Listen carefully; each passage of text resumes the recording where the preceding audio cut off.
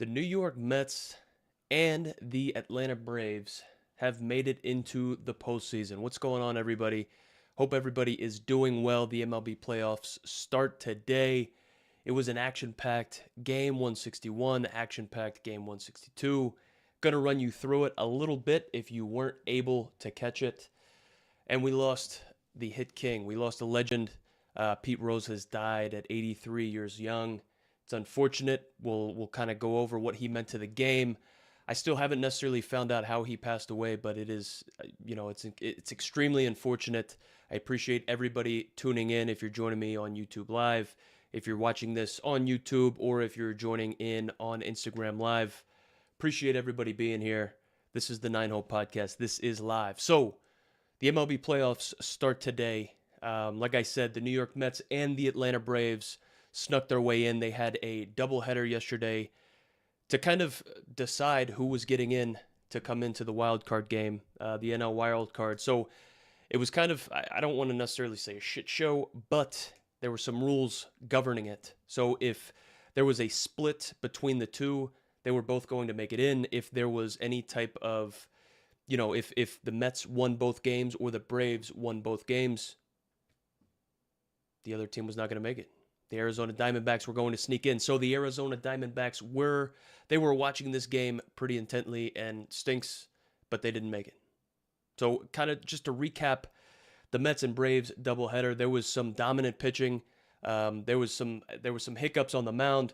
Man, I didn't see a whole lot of offensive production, but this puts an emphasis on how nasty these pitchers are just right out of the gate, man. So, I mean, game one, man, we saw Mr. McGill for the Mets, man, and we saw a nasty rookie, Spencer Schwellenbeck, man, just absolutely show up on the mound, pump fuzz. Man, we got McGill was throwing 96, 98 as a starter, and he was dominant, right? So we didn't see a whole lot of offensive production. I think these MLB playoffs are great because, man, it puts an emphasis on small ball. It puts an emphasis on playing the game right. We saw a couple situations where these guys were going to be able to move the runners over with situations like first and second no outs, and they couldn't get it done. I also saw some players show up in big spots that I didn't necessarily even know were still playing, right? So we saw some players on the Mets, more specifically Tyrone Taylor, coming up big, right? We saw Tyrone Taylor coming up big. I also saw him as well in a couple situations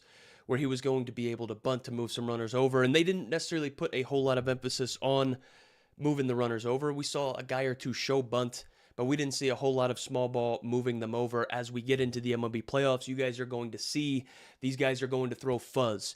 Everybody out of the bullpen is going to be bringing the heat. They are going to be strategically playing, a chess match on the mound. Man, we saw a whole bunch of infield hits yesterday. We saw a whole lot of ground balls. Obviously, there were one or two home runs.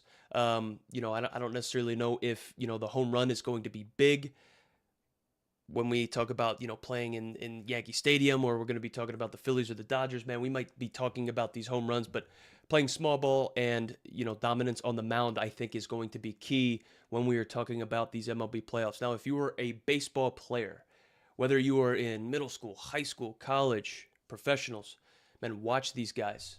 So everybody that is going to be on the stage, they are trying to win. This is not selfish baseball. This is the purest, best form of baseball that we are going to see. I challenge every one of you guys to pay attention, to watch what these guys are doing, how they handle themselves, how they handle failure. We're going to be seeing guys busting it out of the box. We are going to be seeing guys playing the game hard, playing it the right way. I thought what really stood out yesterday with the Mets versus Braves, the doubleheader, game 161. Obviously, the Mets won game one, Braves won game number two to solidify both of their spots, in the wild card games.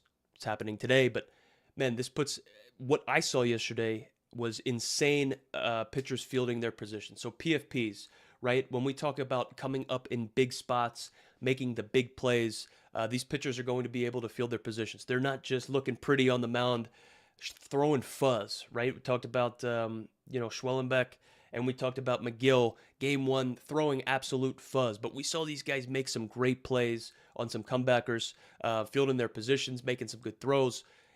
It's going to be interesting to see in these close ball games as we move through the MLB playoffs wins or losses can come down to pitchers fielding their positions, right? Especially when you need to scratch out a run in a one-run ball game, or you're in an extra inning with a man on second base. You're going to be playing small ball. You're going to try to be moving these runners over. And I think personally, the teams that are going to be able to make this happen, play small ball, and move these runners over, situational hitting, hitting runs, getting bunts down, are going to be victorious. Now, we watched some good baseball yesterday. Both of these games yesterday had some fireworks. I'm not saying balls were leaving the yard left and right, but these pitchers were dominant. They were bringing the noise, and these hitters were battling. We saw a plethora of strikeouts. We saw a plethora of nice plays. We didn't see the ball being booted around and tossed around the infield, bunch of errors. We didn't see any of that. We saw nice, clean baseball. We saw some pitchers. More specifically, I saw Edwin Diaz come out there, in game one and struggle in that first inning of work. Man, he kind of gave up that lead, and then he came out for a second inning and absolutely shut it down. I thought that was incredible from Edwin Diaz to see Sugar come out there, kind of gain his footing back, come up in a big spot, and move these guys into the playoffs, man. It was awesome to see. Like I said, starting pitching yesterday was mind-blowing. We saw guys throw a 96 to 98 in game one. These guys are putting it wherever they want it. We saw McGill, obviously, with that throwing fuzz and with the cutter, man. The cutter's insane. Nice slider and a curveball right off of it, dude. We got Schwellenbeck, the rookie, the absolute nastiest rookie, probably, that I've, aside from Paul Skeens, that I've seen show up and just be lights out, man. He was dominant on the mound. The dude was fielding his position, was doing such a great job, man. Like I said, no bunts, no necessarily, moving runners over. Are the Mets and the Braves going to be able to move on? I mean, are the Mets going to be able to take down the Brewers, dude? I don't know. I didn't necessarily see a whole lot of dominance yesterday that says that they're going to go into Milwaukee and just shut down the Brew Crew. But we saw some small ball yesterday, man. We saw guys grinding out quality at bats. It's going to put an added emphasis on fielding your position on the mound, making the routine plays, and playing small ball, moving these guys over, man. So the Braves are going in. They're going to play the Padres. In my opinion, they're going to get schmacked. They're going to get absolutely shellacked. I don't necessarily think the Atlanta Braves, with a kind of a hurt roster a little bit, are going to be able to show up, and put a hurting on San Diego, dude. I don't necessarily see that happening. But it was good to see them kind of band together in that second game. Obviously, behind the dominant performance of Grant Holmes, dude, we saw Grant Holmes show up with the flow, the curly flow. Reminded me a little bit of Andrew Chafin, Big Country, whom I got DFA'd for, but we won't get into that. Love Big Country. We saw some dominance on the mound. Grant Holmes did not know that he was going to be pitching until about 10, 15 minutes before first pitch, man. So Chris Sale was supposed to be the Game 2 starter, and Chris Sale, unfortunately, is made of glass. As you guys know, he's been dealing with injuries throughout the entirety of his career. When he is healthy, he is nasty, but he was not available in this do-or-die situation yesterday, Game 2 for the Braves. So Grant Holmes had to step in this big situation, a former first-rounder who spent a decade in minor league baseball, showed up with gonads of steel, showing up on the mound, absolutely dealing. Had six Ks through the first 8 batters, man.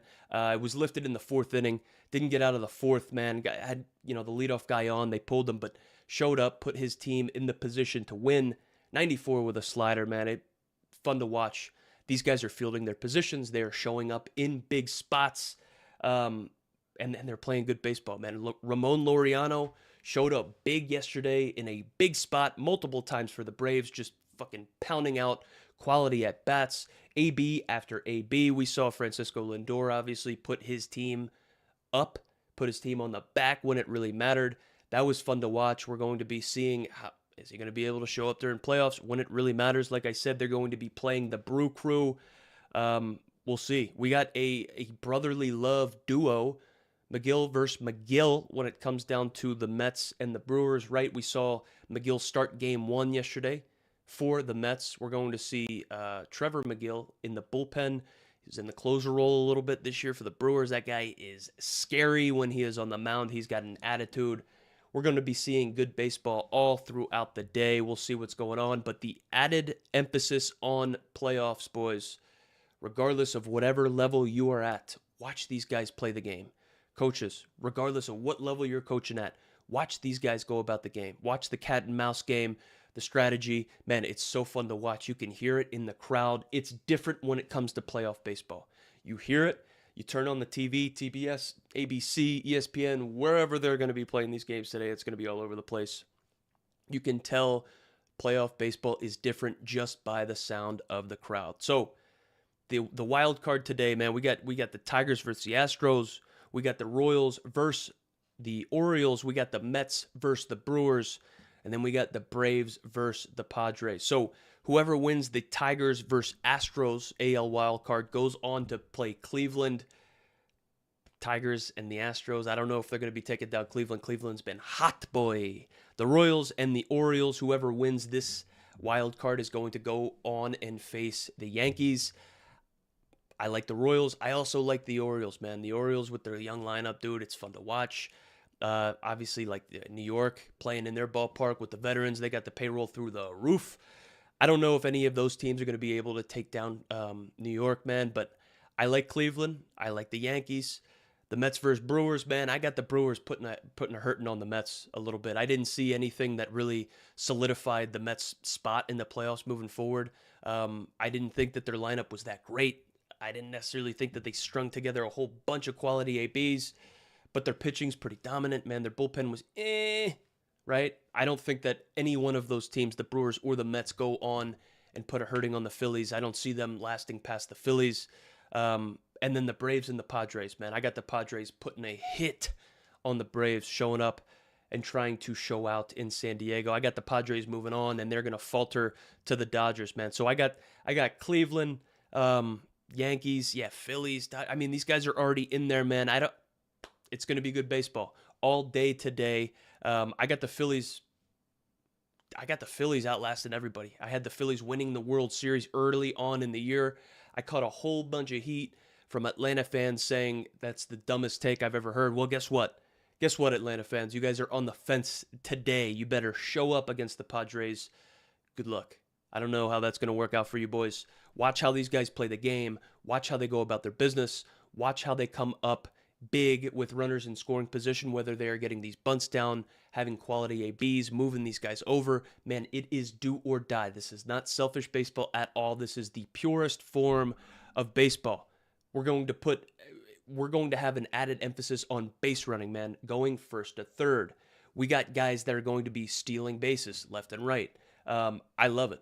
We're going to be I think the Philadelphia Phillies are going to walk away victorious, right? Love it. Keep watching. RAO Faulkner, appreciate you. Good luck to you as well. Appreciate you tuning in. Who's your team? Let me know who your team is. Love you stopping by, man. Even if we don't necessarily have the same viewpoints or same opinions, I can tell you're a Braves fan. Wishing you the best of luck, brother. It might be a tough day for you today. We'll see what goes on. And then lastly, man, we got Pete Rose passing away, which is unfortunate. Died at 83, the hit king. Obviously came down with a whole lot of drama with betting on baseball. You can't do that. But remains the hit king. So Pete Rose passed with the distinction of being both Major League Baseball's all-time hits leader and is on the permanent ineligibility list betting on Cincinnati Reds games. So a Cincinnati native who became a franchise icon for the Reds. He's the all-time hits leader for Major League Baseball, right? 42-56. If you guys haven't seen that documentary, it's fantastic.